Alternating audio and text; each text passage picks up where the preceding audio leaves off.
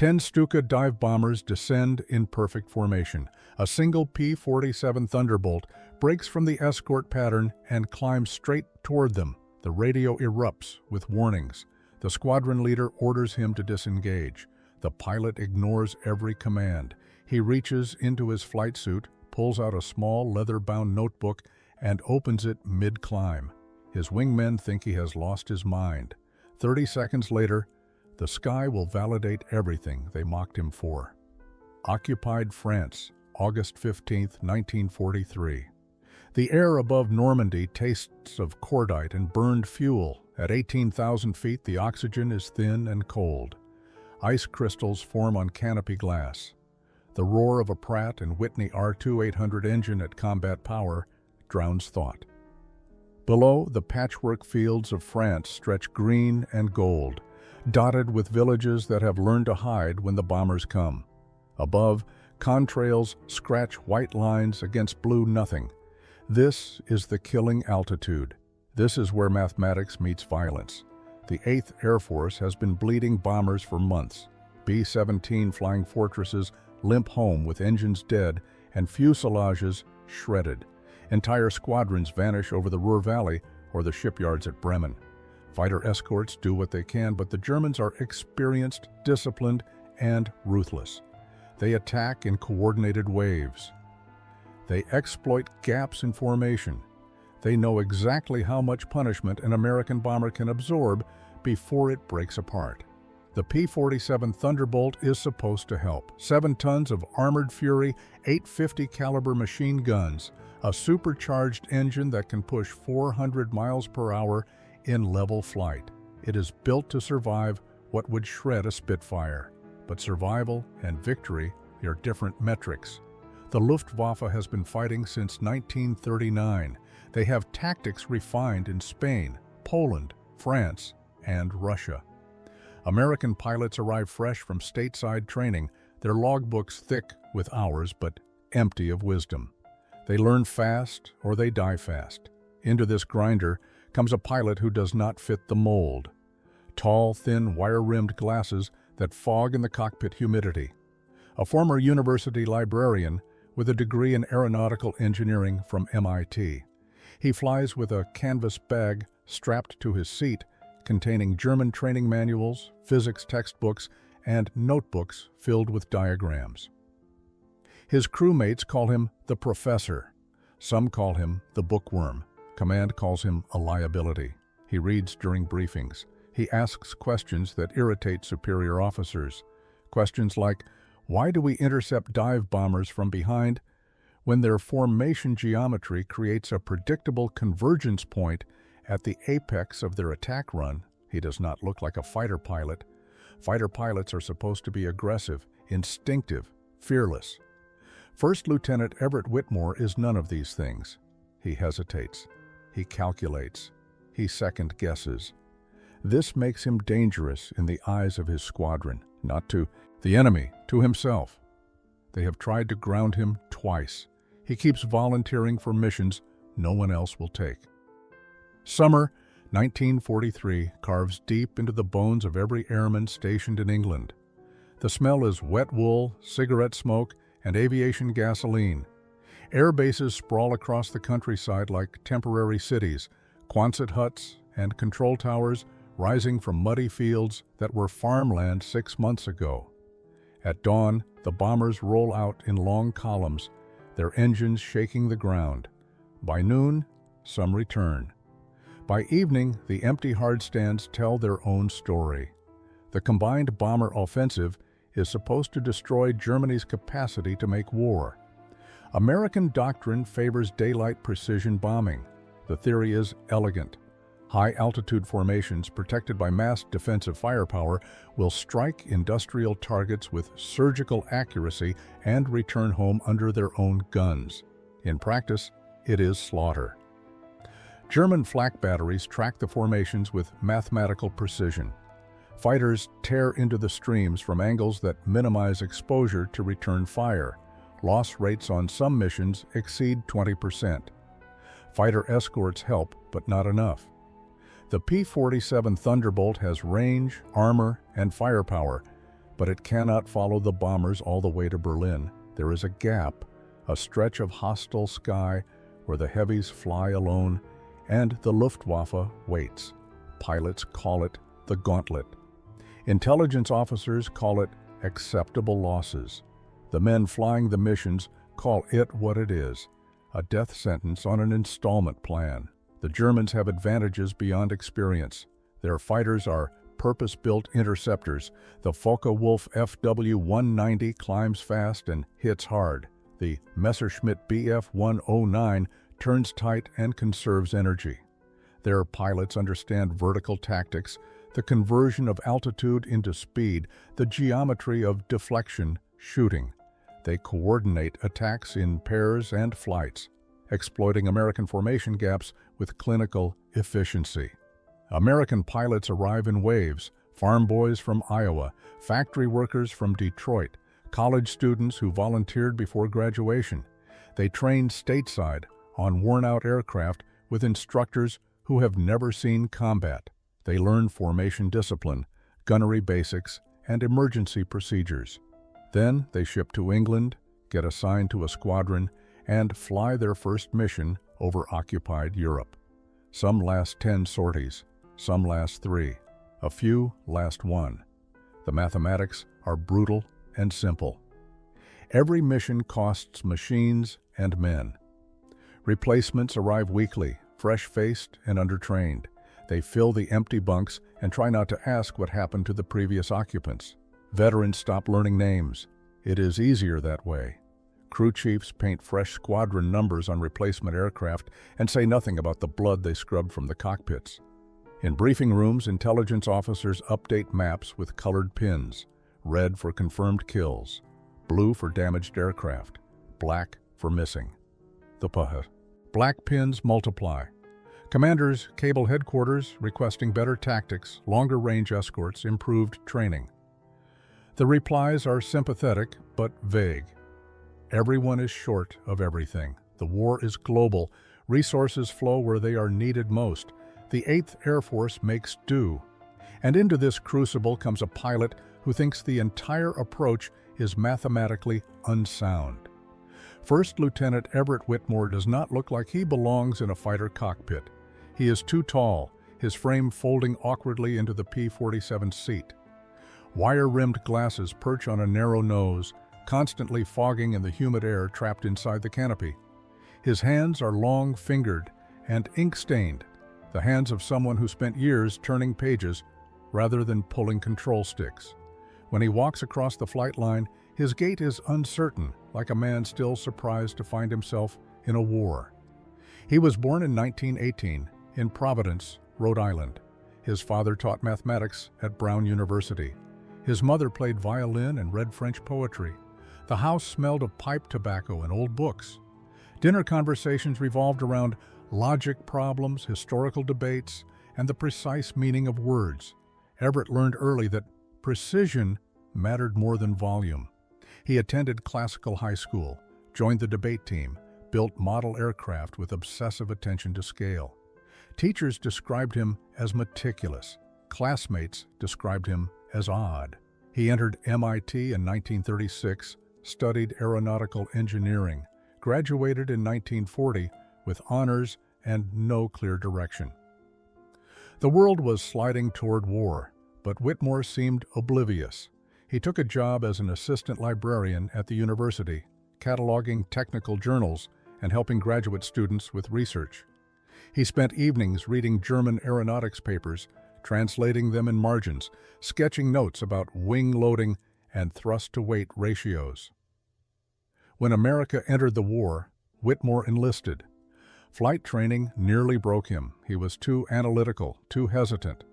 Instructors noted his technical aptitude, but questioned his aggression. One evaluation called him overcautious under simulated combat stress. Another flagged him for excessive reliance on instruments. He passed, barely, not at the top of his class and not at the bottom. The Army Air Forces needed pilots. Standards flexed. He was assigned to the 356th Fighter Group stationed in England flying P-47 Thunderbolts. His squadron mates were younger, louder, more confident. They played cards, wrote letters home, talked about women and baseball. Whitmore sat in the corner of the barracks reading technical manuals, after-action reports.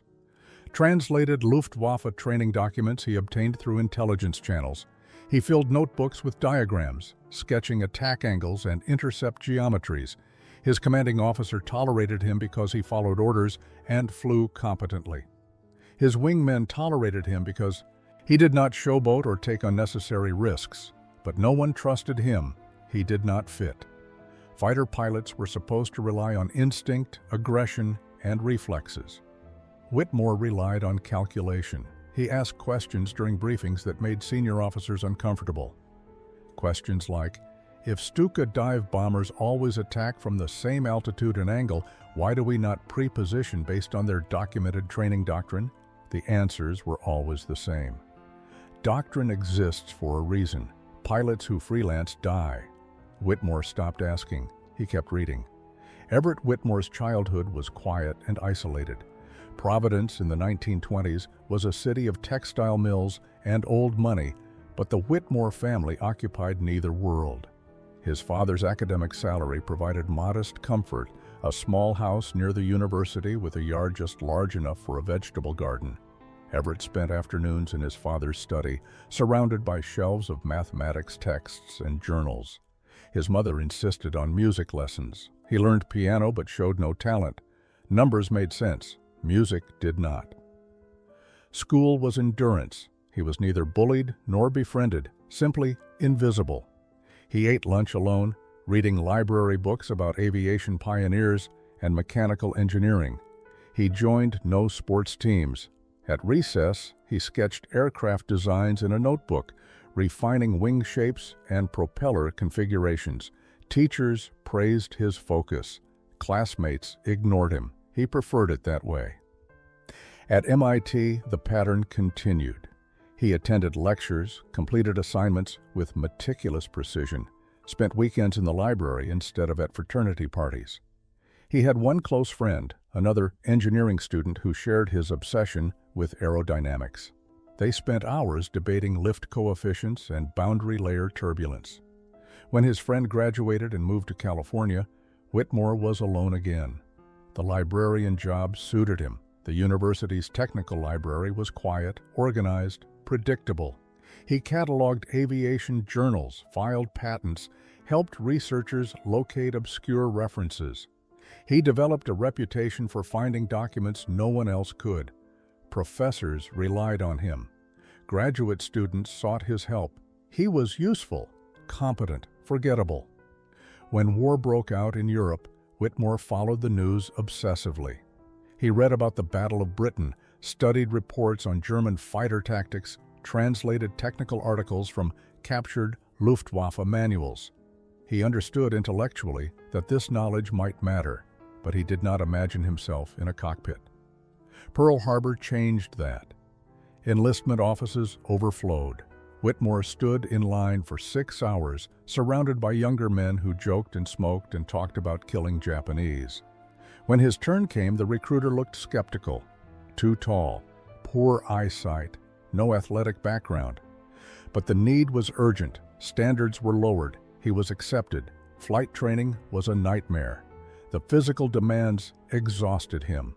The psychological pressure overwhelmed him. Instructors shouted. Classmates competed. Whitmore struggled. He was slow in the cockpit, overthinking every maneuver, second-guessing every decision. He nearly washed out 3 times. Each time his written test scores saved him. He understood the theory better than anyone. He just could not translate it into instinct. He graduated because the Army needed pilots, not because he excelled. His assignment to fighters was almost accidental, a clerical error no one bothered to correct. He arrived in England in early 1943, terrified and certain he would die within a week. His first combat mission confirmed his fears. He froze during an attack, nearly collided with his wingman, returned to base shaking so hard he could barely climb out of the cockpit. His squadron leader considered grounding him. Whitmore begged for another chance. First Lieutenant Everett Whitmore's P-47 Thunderbolt is different from every other aircraft in the 356th Fighter Group. The difference is not mechanical. The engine runs the same. The guns are aligned identically. The armor plating is standard issue. What sets it apart is invisible to ground crews and incomprehensible to his squadron mates. Whitmore has turned his cockpit into a flying library. Strapped to the left side of his seat is a canvas bag containing 4 German Luftwaffe training manuals. He obtained them through intelligence officers who thought his requests were academic curiosity. One manual details dive bomber attack profiles. Another covers fighter tactics for defending ground targets. The third is a maintenance guide with performance specifications for every aircraft in the German inventory. The fourth is a collection of after-action reports from Luftwaffe squadrons operating over France. In the bag are also 3 American textbooks, Aerodynamics and Aircraft Performance by Perkins, Fighter Tactics and Strategy by an anonymous Army Air Forces instructor, a physics text on projectile motion and ballistics. Whitmore has read each book so many times the pages are dog-eared and the spines are cracked. He has written notes in every margin, cross-referenced sections, built indexes in the back covers. On his kneeboard, where most pilots clip approach plates and radio frequencies, Whitmore keeps a custom reference sheet. It lists common German aircraft, their maximum speeds at various altitudes, their typical attack angles, and their documented weaknesses. He updates it after every mission, incorporating new intelligence and observations. Other pilots think it is a good luck charm. They do not know he actually uses it in combat. During pre-flight checks, while other pilots joke with ground crews or smoke cigarettes, Whitmore sits in his cockpit reading. He reviews sections on energy tactics. He studies diagrams of Stuka dive profiles. He memorizes geometric principles that might apply to intercept calculations. His crew chief once asked what he was doing. Whitmore answered that he was preparing.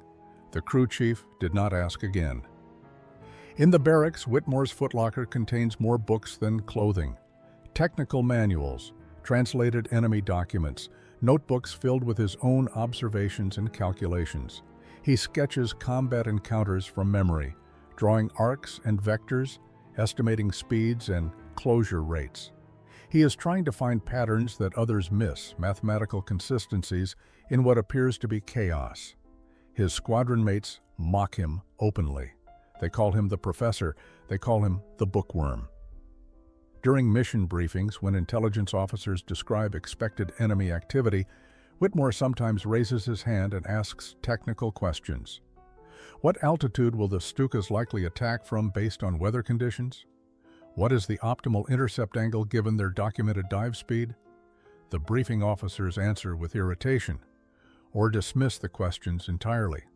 Other pilots roll their eyes. After missions, while veterans drink and play cards, Whitmore disappears to his bunk with his notebooks.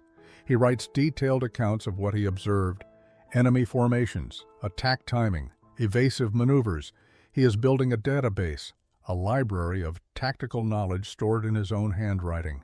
His roommate once asked why he bothered. Whitmore said he was looking for something. When pressed, he could not explain what. He just knew it was there, hidden in the data, waiting to be recognized.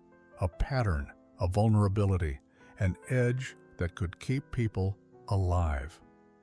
The mockery continued. Whitmore kept reading.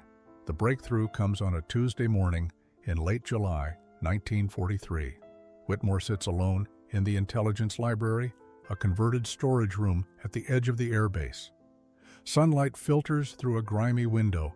Dust motes hang in the air. On the table before him are 17 captured Luftwaffe documents, spread in overlapping layers like a puzzle. He has been studying Stuka dive bomber tactics for 3 weeks. The Junkers Ju-87 is obsolete by most standards, slow and vulnerable, but it remains effective against ground targets and unescorted bombers.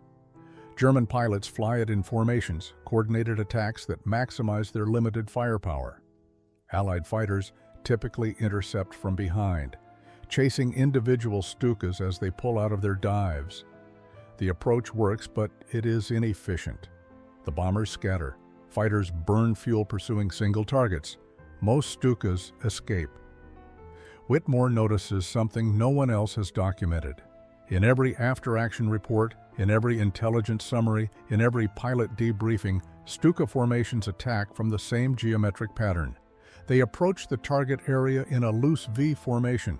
At a specific altitude, typically between 12,000 and 14,000 feet, they begin their dive. Each aircraft follows a prescribed angle, approximately 70 degrees from horizontal. They dive in sequence, the leader first, then the wingmen in staggered timing. The pattern is not random. It is doctrine, taught in German training schools, refined through combat experience, and executed with mechanical precision. Whitmore cross-references the captured manuals with Allied combat reports. The consistency is remarkable. German pilots follow their training even under fire. They trust the system. He pulls out a sheet of graph paper and begins sketching. If the Stukas dive from 14,000 feet at 70 degrees, and if they attack in sequence with documented time intervals, then their flight paths must converge at a predictable point, not where they release their bombs, but earlier, at the moment they commit to the dive. There is a geometric center to the formation, a single point in three-dimensional space where all attack vectors originate. Whitmore calculates the intercept angles. He factors in the P-47's climb rate, its maximum speed at altitude, and the time required to position for a firing solution. The numbers align. If a fighter could reach that convergence point before the Stukas committed to their dives, if it could position itself in the geometric center of the formation, then a single sustained burst might hit multiple targets, not through luck, through geometry. He runs the calculations again. The math holds. The vulnerability exists because German doctrine prioritizes predictability over flexibility. They train their pilots to execute the same attack pattern regardless of opposition because consistency produces results. But consistency creates exposure. Whitmore takes his findings to his squadron commander. The major listens politely, glances at the diagrams, and dismisses the idea. Intercepting bombers from the center of their formation is suicide. Fighters attack from angles that minimize exposure. Doctrine exists for a reason. Whitmore tries to explain the mathematics. The major cuts him off. Theory does not survive contact with combat. The meeting ends. Whitmore returns to the library. He refines his calculations. He sketches approach vectors. He identifies the exact altitude and heading required to reach the convergence point. He knows he is right. He also knows no one will believe him until he proves it. August 15, 1943. The briefing room smells of coffee and sweat. Pilots fill the wooden chairs in clusters, some still buttoning flight suits, others smoking cigarettes with the resigned calm of men who have accepted their odds. A map of northern France dominates the front wall, marked with red lines and target circles. The intelligence officer stands beside it, pointer in hand, expression grim. The mission is straightforward. Escort a formation of B-17s targeting rail yards outside Rouen. Expected resistance is heavy. Luftwaffe fighters have been active over the area for weeks. Intelligence reports suggest at least 2 Stuka squadrons are stationed nearby, tasked with attacking Allied bombers during their return leg when fuel is low and formations are loose. The briefing officer describes the route, the timing, the expected enemy response. P-47s will provide high cover for the bomber stream. If German fighters engage, standard doctrine applies. Maintain formation integrity, protect the heavies, do not pursue targets beyond visual range. The briefing ends with a reminder: fuel is tight, combat time is limited. Make every second count. Pilots file out toward the flight line. Whitmore walks alone, carrying his canvas bag of books and notebooks. His wingman, a lieutenant from Ohio named Parks, falls into step beside him. Parks is young, 22, with the easy confidence of someone who has not yet been shot at. He asks Whitmore what is in the bag. Whitmore says textbooks. Parks laughs and asks if he plans to study during combat. Whitmore does not answer. On the hard stand, ground crews perform final checks. Whitmore climbs into his P-47, settles into the seat, straps the canvas bag to the left side of the cockpit. He pulls out his reference sheet and clips it to the knee board. He reviews the Stuka dive profile one more time. The numbers are clear in his mind. Convergence altitude, 14,000 feet. Dive angle, 70 degrees. Time interval between aircraft, 8 seconds. Geometric center of the formation, calculable if he can observe their initial positions. The engine roars to life. The Pratt & Whitney R2-800 shakes the airframe with 2,300 horsepower. Whitmore runs through the checklist mechanically. Magnetos, oil pressure, fuel mixture. Everything is normal. The tower clears the squadron for departure. Aircraft taxi in sequence, heavy and ungainly on the ground, their massive propellers chewing the air. Takeoff is routine. The P-47 accelerates down the runway, tail lifts, wheels leave the pavement. Whitmore retracts the landing gear and climbs, joining the formation as it circles the field. 16 fighters in loose formation, climbing toward Angels 20, the altitude where they will rendezvous with the bombers. The channel crossing is uneventful. Below, the English coast gives way to gray water, then the French shoreline appears, a thin line of cliffs and beaches. The radio crackles with position reports. The bombers are on schedule. The formation tightens. Whitmore checks his fuel. He has enough for 90 minutes of combat time, maybe less if he pushes the throttle hard. The sky ahead is clear, for now. Whitmore opens his notebook and reads. The bombers appear as dark specks against the horizon, growing larger as the P-47 formation closes distance. 36 B-17s arranged in tight box formations, their contrails streaming behind like chalk lines. The escort slots into position above and to the sides, weaving gentle S-turns to match the slower speed of the heavies. Radio chatter is minimal. Everyone knows the routine. Stay alert. Watch the sun. Call out bandits immediately. The mission proceeds without incident for 23 minutes. The bomber stream crosses into occupied France. Below, the countryside spreads in green and brown patches, roads like threads, villages like scattered toys. Flak begins to appear, black puffs blooming at altitude, tracking the formation with methodical precision. The bombers hold course. A few take hits. One trails smoke but maintains position. Whitmore scans the sky constantly, neck craning, eyes watering from the strain. The P-47's cockpit visibility is good but not perfect. The massive engine blocks the forward view. He has to weave to see ahead, a constant zigzag that burns fuel and tests his concentration. His wingman, Parks, flies loose formation off his right wing, maintaining position but ready to break. The call comes at 11:47 hours. Bandits low, 6 o'clock. The squadron leader's voice is calm, almost bored. Whitmore looks down and sees them. 10 aircraft in loose V formation climbing from the deck. The silhouette is unmistakable. Junkers Ju-87, Stukas, their fixed landing gear and gull wings instantly recognizable. They are climbing toward the bomber stream, positioning for an attack run. The squadron leader orders a split. Half the fighters will stay with the bombers. The other half will dive on the Stukas and break up their formation before they can attack. Standard doctrine. Engage early, scatter the threat, return to escort duty. Whitmore's flight is assigned to stay high. He acknowledges the order. Then he does something that violates every instruction he has received. He breaks formation. He rolls inverted and dives. Parks shouts over the radio, asking what he is doing. Whitmore does not respond. The squadron leader orders him to return to position. Whitmore ignores the command. His altimeter unwinds rapidly. 12,000 feet, 11,000, 10,000. The Stukas are below him, still climbing, still in formation. He reaches into the canvas bag and pulls out his notebook. His hands are shaking, but not from fear. Adrenaline sharpens his focus. He flips to the page with the Stuka dive profile diagram. The numbers are there, written in his careful handwriting.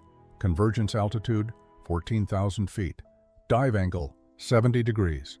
Geometric center, calculable from initial formation spacing. He watches the Stukas climb. They are following their training exactly. Leader in front, wingman staggered behind in perfect V geometry. He estimates their spacing, approximately 200 yards between aircraft. He calculates the convergence point. If they dive from 14,000 feet, their flight paths will intersect in a cone of airspace centered at 13,500 feet, directly above their target area. Whitmore adjusts his throttle. He climbs now, positioning himself below the Stukas, but above their projected dive point. The P-47 strains, engine roaring.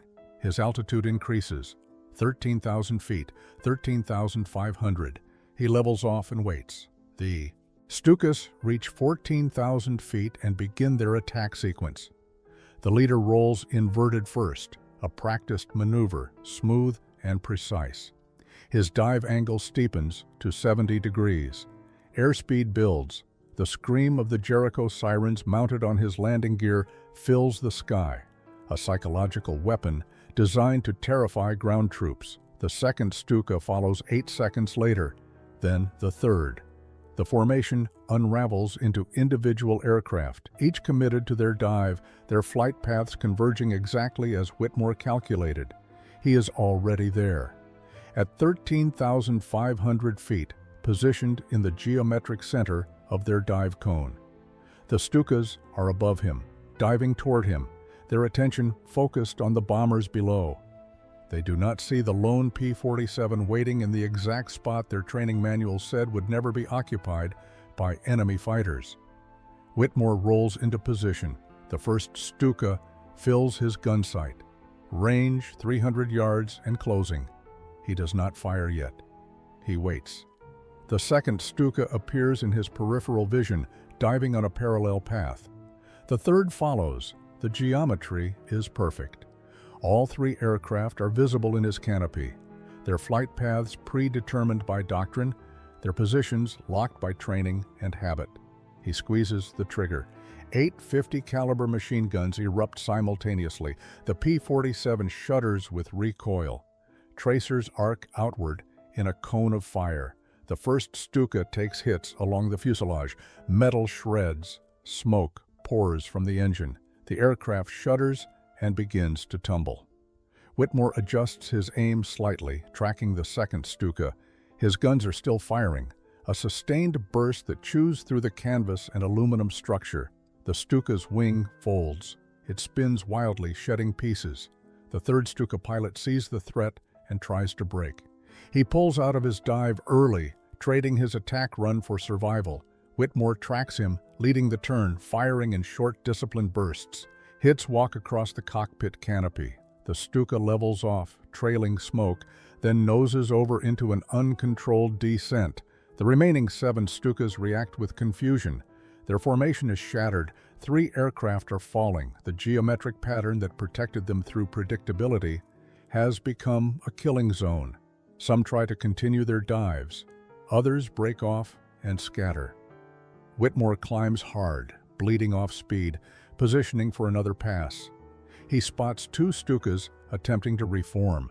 They are flying level, trying to regain altitude and coordination. He rolls toward them, diving with the sun behind him. They do not see him until his tracers rip through the leader's tail section. The aircraft pitches forward. The wingman brakes hard left. Whitmore follows, pulling G-forces that gray his vision. His guns fire again. Hits. The Stuka trails fuel and smoke. His ammunition counter is low. He has maybe 10 seconds of firing time remaining. He scans for targets. 3 more Stukas are diving individually, abandoning formation discipline. He picks one and commits. The P-47 dives, accelerating past 400 miles per hour. The Stuka grows in his gun sight. He fires his remaining ammunition in one long burst. The Stuka explodes, a fireball that tumbles toward the earth. Whitmore pulls out of the dive. His engine is screaming. His altitude is dangerously low. His ammunition is gone. He climbs away from the combat area, checking his six for enemy fighters. The sky is empty. Below, smoke trails mark the fall of German aircraft.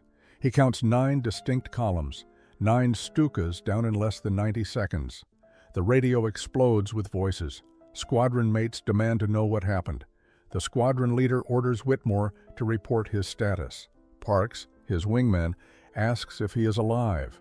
Whitmore responds calmly. He is unharmed. He is out of ammunition. He is returning to base. The voices continue, disbelief and confusion mixing with something that might be awe.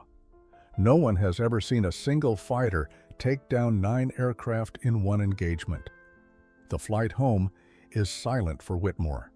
He runs through the numbers in his head, checking his calculations, verifying that the results matched the predictions.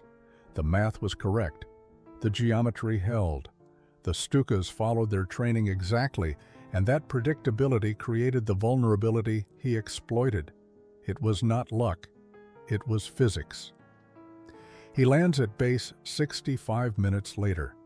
Ground crews swarm his aircraft, counting bullet holes, checking for damage.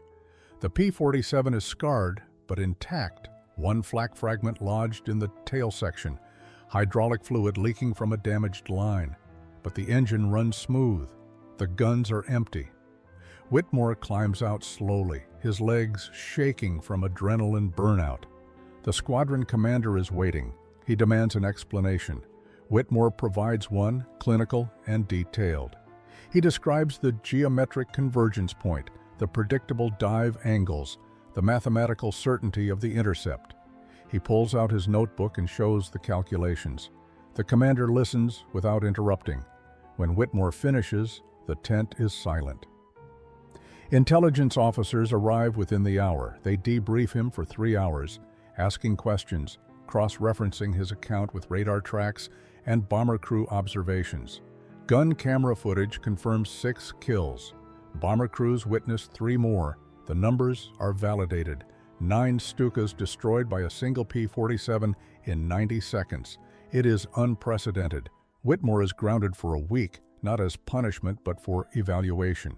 Flight surgeons check for psychological breaks. Tacticians study his methods. Engineers examine his aircraft. The notebook becomes classified material. Copies are made and distributed to training commands.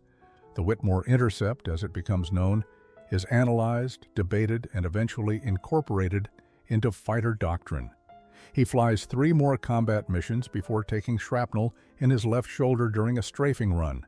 The wound is not life-threatening, but it ends his combat career. He is reassigned stateside, promoted to captain, and sent to instruct new pilots at Advanced Fighter School. He teaches them geometry, energy management, and the tactical application of predictability. He never boasts. He never claims genius. He simply shows them the math. By late 1944, the Whitmore Intercept has saved an estimated 200 Allied aircraft. Pilots who studied his methods survive encounters that would have killed them. The technique spreads through word of mouth, debriefing reports, and training syllabi. It is never named after him officially. He prefers it that way. Everett Whitmore returns to civilian life in 1945. He goes back to Providence, back to the university library. He catalogs journals and helps researchers. He marries a fellow librarian in 1947. They have 2 children. He does not talk about the war unless asked. When veterans gather at reunions, they mention the professor with quiet respect. The man who proved that books could kill, that intellect was a weapon, that sometimes the smartest move was the one no one expected. His P-47 was scrapped after the war. His notebooks are archived at the Air Force Historical Research Agency. His name fades from popular memory, but in flight schools, instructors still teach pattern recognition. They still emphasize the tactical value of studying enemy doctrine. They still remind students that survival requires thinking, not just reacting. The lesson endures.